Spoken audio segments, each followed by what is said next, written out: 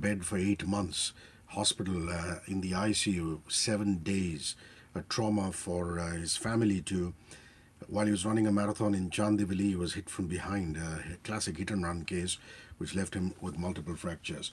And he's here talking about the lackadaisical attitude of marathon organizers, what needs to be done as far as marathon running is concerned, and the trauma that he went through.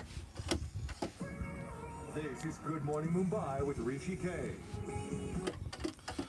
So, what is the case right now? What does the court say? What does your counsel say? What's happening? Give us an update on that. So as of now, the matter is in court. The judge has ordered the police station to file an FIR against the organizers. That is where it is as of now. Hmm. And the council says we can hope for justice finally. And as far as the accused is concerned, you know his whereabouts, or rather his identity. Who is he, and what was he doing? Driving so recklessly and hitting a marathon runner at the wee hours of a Sunday morning. Well, from the report that we received, I think about 3 days later, so the accused is some Mr. Mihir Kotian, and he's a bar owner in Chandivali.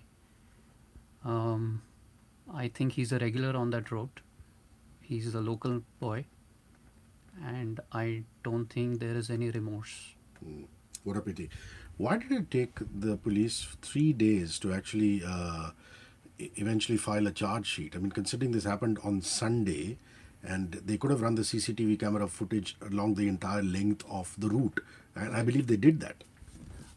They did not run the CCTV footage along the entire route, only at the particular spot of the accident, and they figured out his car number. They tracked him down, but I don't know what took them 3 days. Apparently, the alcohol in the system needs to drain out. So there is an obvious collusion here.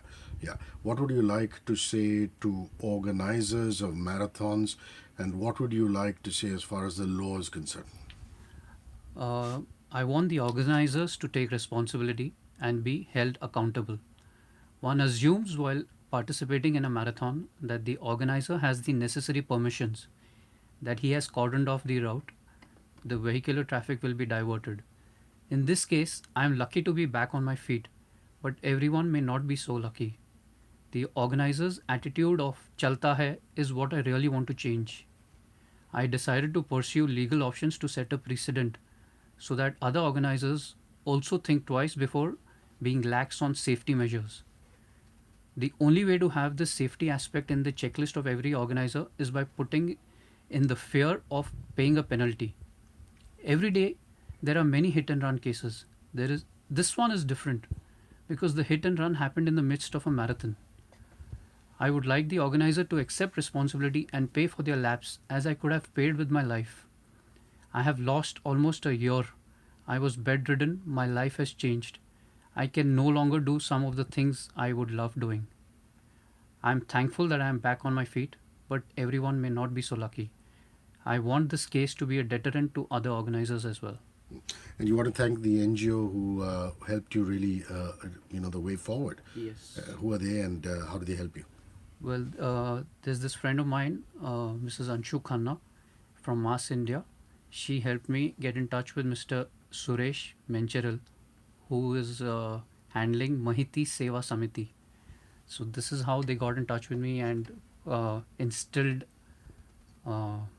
strength to fight for my rights and justice. And finally, you do want to send out a strong message to lawmakers also, because to organize a marathon, you've got to get your BMC permissions, right? You've got to get your police permissions in place. Correct. And if there's no cordoning off on a Sunday morning, all marathons are run on Sunday morning. Correct. And we all know that everybody parties on a Sunday night till the wee hours of the morning. So your message as far as the law is concerned?